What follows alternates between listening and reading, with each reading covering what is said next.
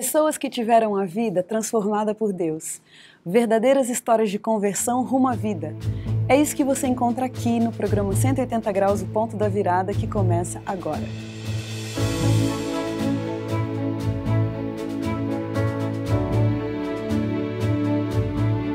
Quando sentimos o toque de Deus na vida, uma mudança acontece.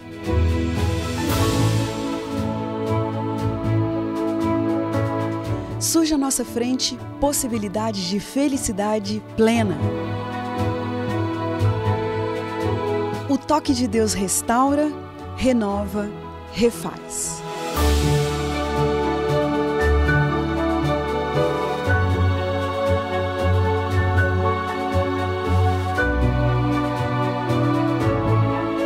Hoje conheceremos uma pessoa que experimentou essa graça maravilhosa.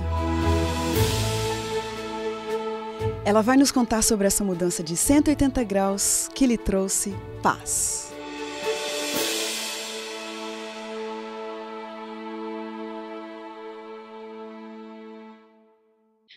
Joseph Antônio Scaff nasceu e cresceu em São Paulo, capital, em uma família bem estruturada, com pais bastante presentes, que valorizaram muito a boa formação e uma educação sólida com base em valores morais.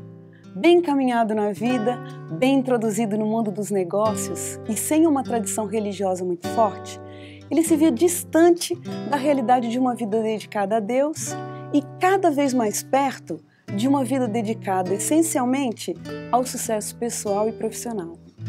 Mas a verdade é que um dia, esse jovem descobriu-se alvo do amor de Deus e isso foi desconcertante. E ele não resistiu a essa verdade. A partir daí, sua vida passou por uma mudança de 180 graus e ele mesmo afirma: foi a melhor coisa que me aconteceu. Joseph, que prazer pra gente ter você aqui no nosso programa, uma honra, muito obrigada, viu, por ter aceitado. Obrigado, Irene, é um prazer muito grande estar aqui também, poder compartilhar essa história com nossos amigos telespectadores. Legal. Quando você pensa na sua infância, Joseph, que boas lembranças marcaram sua história? Nossa, boas lembranças, muitas. Na verdade, a gente tinha esse sítio, né, no interior de São Paulo, e eu e meus irmãos, meus pais, a gente ia sempre para lá, então eu tenho boas lembranças correndo no meio do mato, brincando de esconde-esconde, ajudando a rachar lenha na madeira, sentando à noite com meu pai para ver a luz das estrelas, enfim. Uma das lembranças mais doces que eu tenho era dessa fase, né, de passar em meio à natureza, junto com a minha família. Que legal. Que privilégio você teve, Joseph, por ter nascido na família que você nasceu? Foi um privilégio. A minha família, eu nasci numa família de pais dedicados, meu pai e minha mãe sempre zelaram muito pela união da nossa casa, dos nossos irmãos, e sempre tiveram um foco muito grande em nosso estudo, na nossa formação profissional, pessoal, e a minha mãe ainda, eu tive a oportunidade, o privilégio de ter uma mãe dedicada 100% do tempo à criação dos filhos, a nos ajudar, a nos colocar no nosso coração os valores que eles tinham, os valores morais, e então nunca faltou nada pra gente, a gente sempre teve acesso a boa educação, a boa saúde e a boas companhias. Então e continua sendo, né, um privilégio muito grande poder ter nascido, crescido nesse lar na minha casa. Joseph, quando você chegou na sua adolescência, na sua juventude, que ideal de felicidade que você tinha para você no futuro? Olha, na minha adolescência, a minha ideia de felicidade era estar num trabalho bem remunerado, bem sucedido, ter uma vida bem estruturada financeiramente, poder ter uma boa família e tempo para passar com essa família também, tempo para passar com os filhos. Isso é uma coisa que meu pai sempre valorizou e sempre colocou isso na nossa frente, essa questão do valor, né, de estar em família, do convívio familiar. Então, a minha ideia de sucesso era essa, né? Vamos dizer, está muito atrelado com o sucesso profissional, mas também o sucesso dentro de casa, o sucesso familiar. Você via possibilidades disso se concretizar? Via, com certeza. Logo que eu entrei no mercado financeiro, enquanto eu ia me desenvolvendo na escola, na universidade, isso foi ficando cada vez mais próximo de mim. Vi que eu tinha chances reais de realmente me desenvolver bem profissionalmente e de conseguir ter essa estrutura toda para suportar essa vida, né, familiar e confortável materialmente. Você estudou o quê? Eu sou formado em economia pela Universidade de São Paulo. Quando você volta no tempo um pouquinho, né, e se vê ali, um garoto com sonhos, com possibilidades, né, de concretizar esses sonhos, naquele momento você sentia a necessidade de Deus para dirigir a sua vida?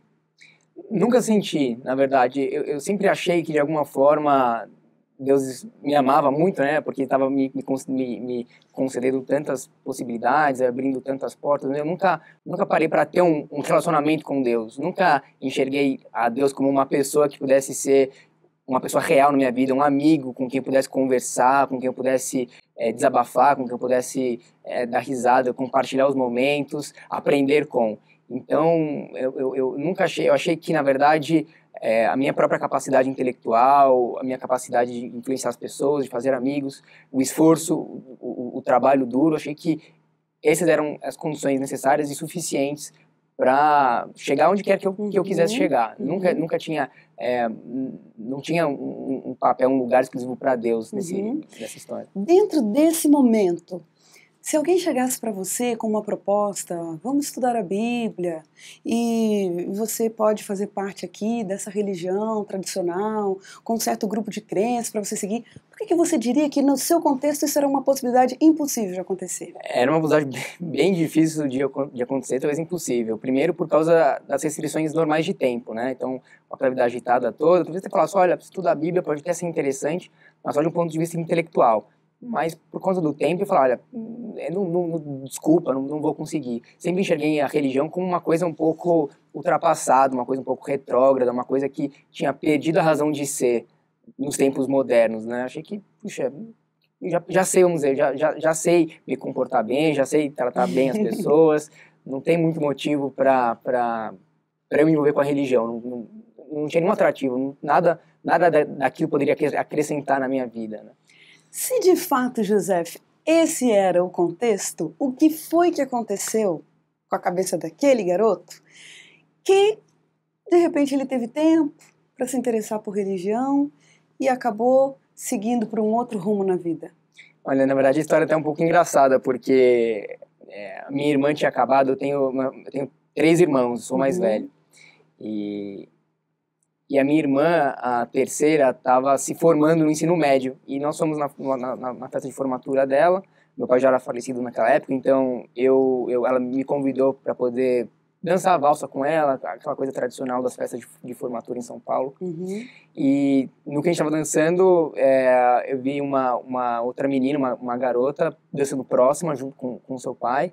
E eu achei eu fiquei assim, eu lembro que ela estava até emocionada, com lágrimas nos olhos, e ela me chamou muita atenção. Chamou atenção em primeiro lugar pela beleza dela, pela aparência dela, era uma menina muito bonita. E depois ainda minha irmã falou, olha, ela é super inteligente e tal, não sei o quê, e eu me interessei por aquilo.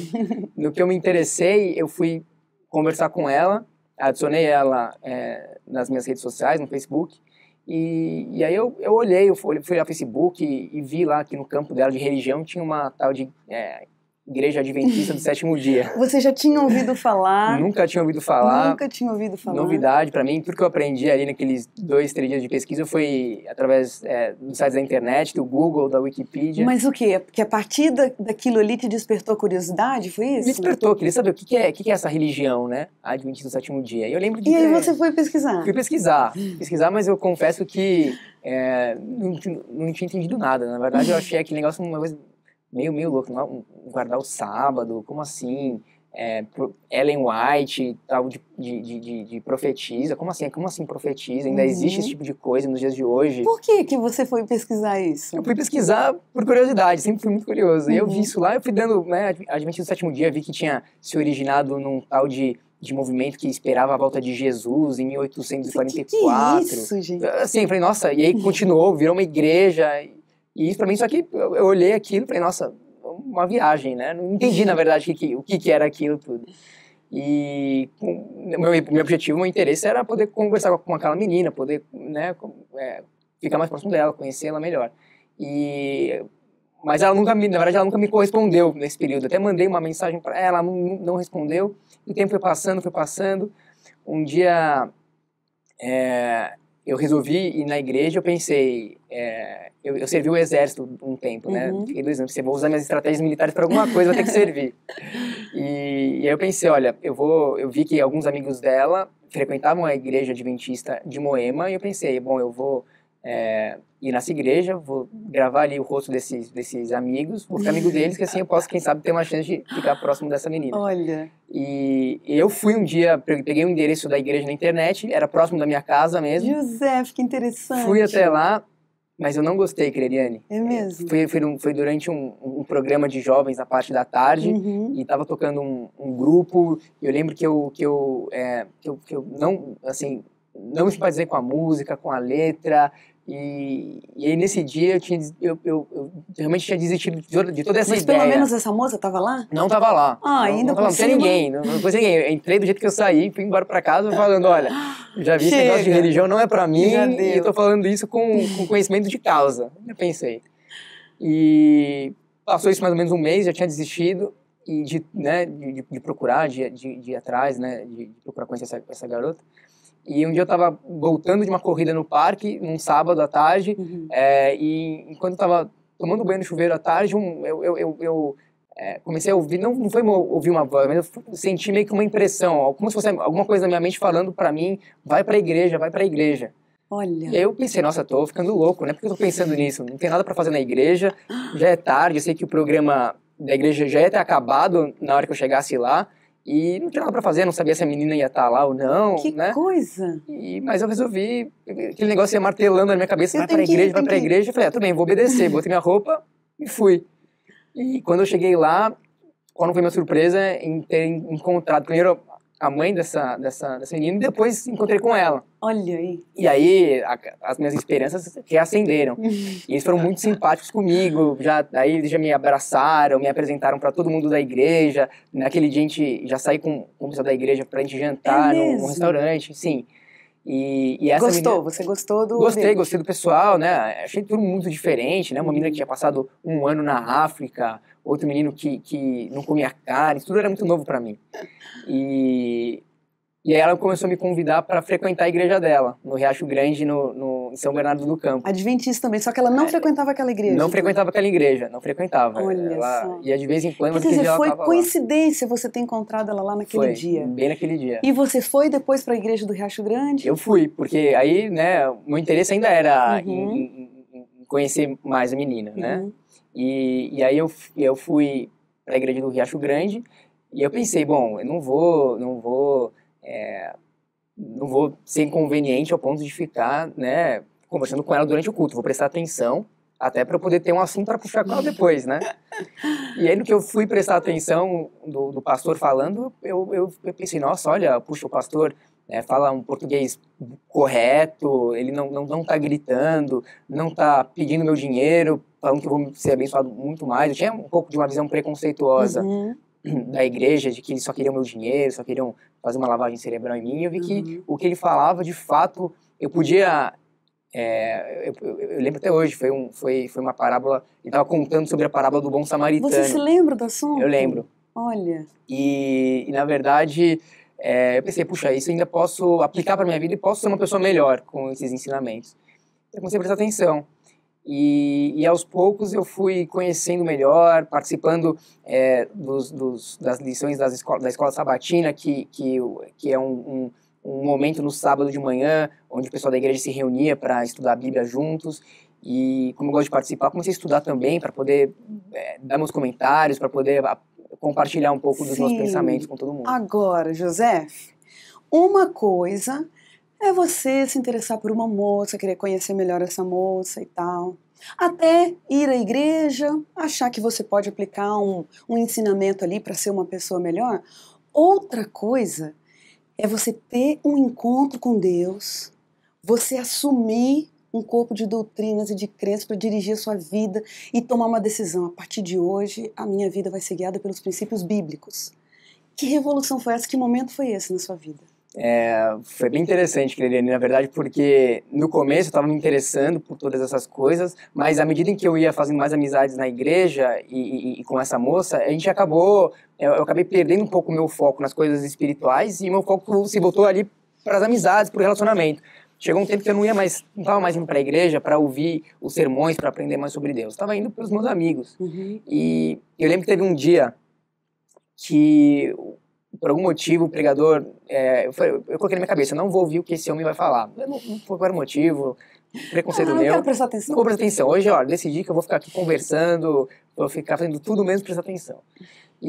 Mas eu lembro que no meio pro final do sermão, ele levantou a voz e eu lembro que ele falou mais ou menos assim.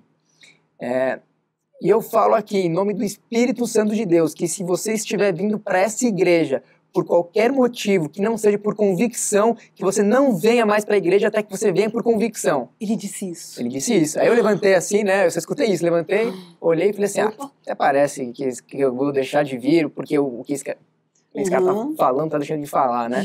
E ignorei. Mas não é que durante um mês, todos os finais de semana, todos os sábados acontecia alguma coisa e eu não conseguia mais ir para a igreja. Não conseguia. Aconteceu de tudo. Eu ter me interessado em outra menina, de ter acontecido de ficar sem carro. Sim. Mas cada final de semana tinha alguma coisa que me impedia de voltar para a igreja. E foi bem nesse período que eu resolvi fazer o download de um dos livros dessa autora da Igreja Adventista, Ellen White. Que livro? É um livro, eu li, na verdade, chama Espírito de Profecia, volume 1. Eu peguei na época o livro em inglês. Hoje ele é mais ou menos um livro chamado Patriarcas e Profetas. Em português. Em português. E eu li esse livro e aí eu comecei a entender ali qual era o propósito de Deus em ter criado o homem. Por que Deus tinha criado a terra e o homem para habitar na terra, para dividir o amor, para que o homem pudesse sentir o que é o amor, também para ele compartilhar toda essa criação com o homem. E aí eu entendi o que aconteceu na queda e mais adiante eu comecei a entender o que Cristo tinha que ver com essa história toda. Como o próprio Deus tinha decidido abdicar a sua própria vida e absorver a minha culpa, a culpa de toda a humanidade pelos pecados, né, pelas transgressões, pelos erros que nós cometemos, para que um dia a gente pudesse estar junto de novo no céu. Ele decidiu pagar esse preço. Eu não tinha a menor ideia que era esse o motivo real do sacrifício de Cristo. Essa verdade te abalou? Me abalou, isso me abalou.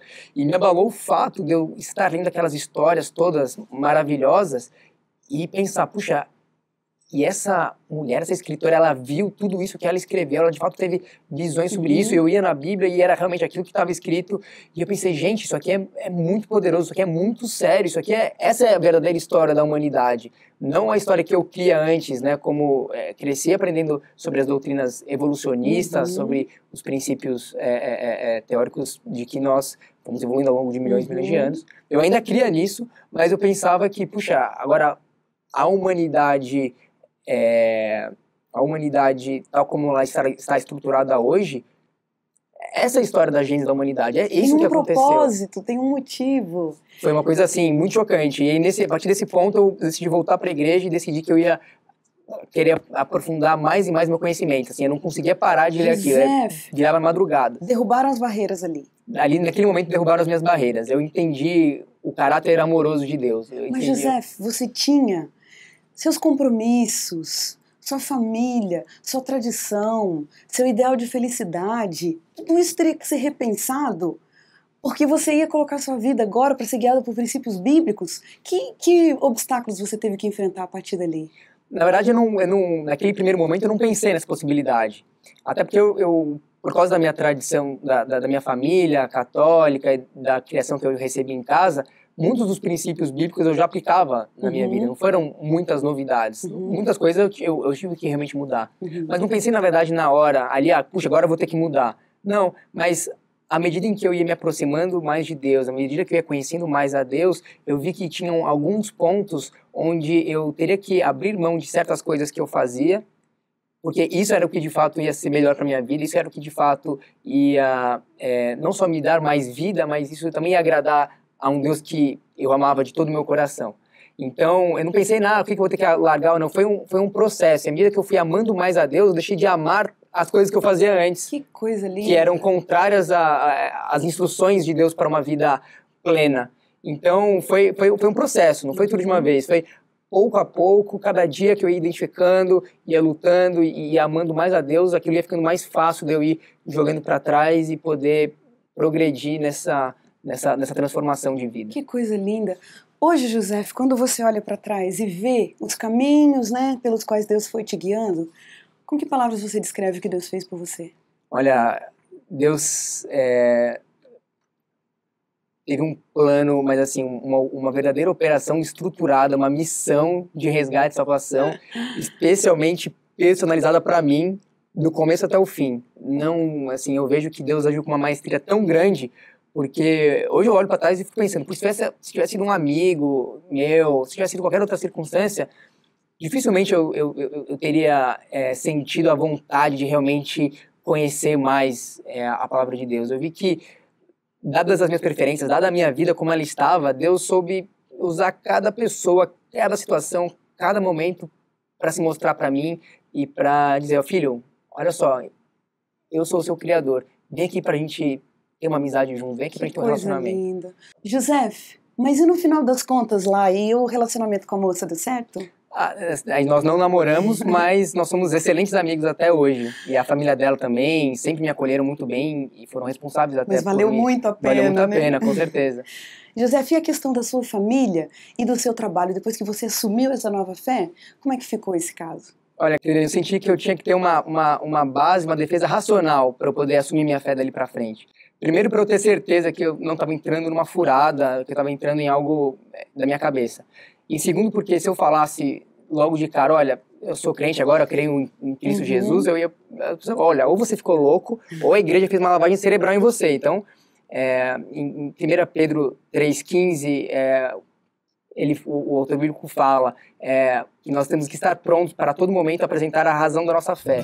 E eu comecei a estudar, porque eu ainda tinha as crenças no evolucionismo. Então, eu fui começar a estudar sobre o que os cristãos falavam sobre o criacionismo do ponto de vista científico, se isso tinha, se isso era plausível ou não, se isso tinha credibilidade, validade científica ou não. Eu descobri que sim, que tem.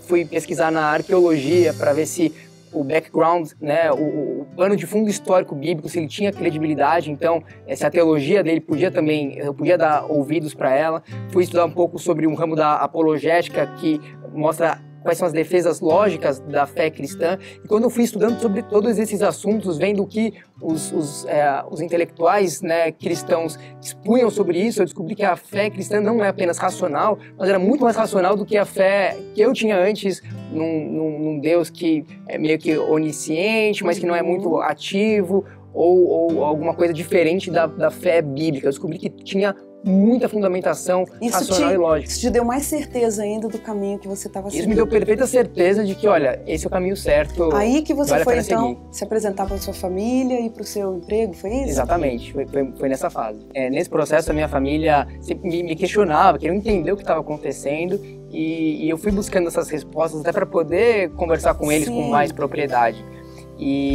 Mas eles sempre me respeitaram muito, nunca me impediram, colocaram qualquer tipo de barreira contra a minha decisão de me batizar. Que legal isso, né, José? E daí no emprego? No emprego, as pessoas perguntavam também, e de pouco em pouco eu ia conversando, conforme eu ia tendo mais segurança, eu ia conversando um pouco mais, mas eu nunca cheguei a, vamos dizer, a explorar isso tanto dentro do trabalho quanto dentro da minha casa. Impressionante, hein, José? Que história impressionante. A gente tem aqui um momentinho no nosso programa das perguntinhas ping-pong. Vamos lá? Vamos lá.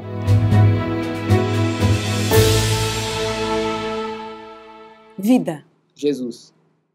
Beleza. Criação. Sucesso. Espiritualidade. Deus. Criador, mantenedor e salvador. Felicidade.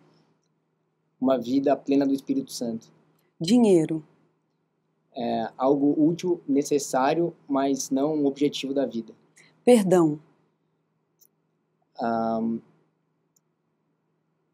Um presente de Deus. Um sentimento constante. Paz. Futuro. Esperança. Um privilégio. Poder conhecer a história do mundo e as engrenagens e os bastidores do mundo que a gente vive. Um medo. Confiar mais nos meus sentidos, na minha visão, do que na palavra de Deus. Um pedido.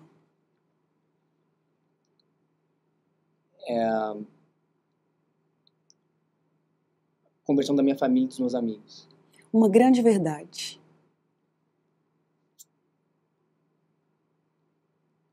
Deus está se preparando para se encontrar com a humanidade. Uma grande mentira. A felicidade está no sucesso, no poder, no sexo, na fama, nas coisas. Liberdade. Poder ter uma mente limpa e pura. Uma pessoa.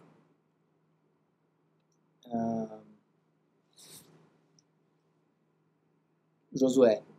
Um versículo da Bíblia que te acompanha.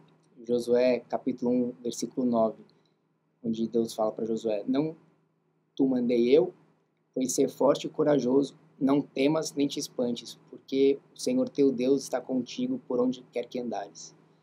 José, que história linda, maravilhosa. A gente fica realmente impressionado de ver as formas que Deus tem para tocar o coração da gente, não é isso? É verdade. E Deus tocou meu coração através da sua história, que Ele continue te usando a sua vida para abençoar muitas outras pessoas. Amém.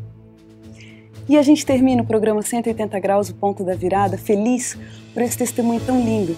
E como diz o texto bíblico, era preciso que nos regozijássemos e nos alegrássemos, porque esse teu irmão estava morto e reviveu, estava perdido e foi achado. Um grande abraço para você, obrigado pela companhia e até a próxima semana.